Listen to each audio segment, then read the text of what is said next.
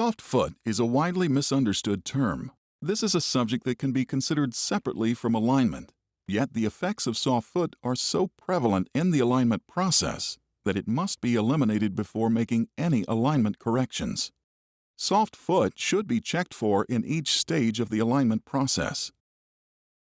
What exactly is soft foot? The term has several other names, such as soft leg or rubber leg, but there is no adequate definition that accurately defines the situation.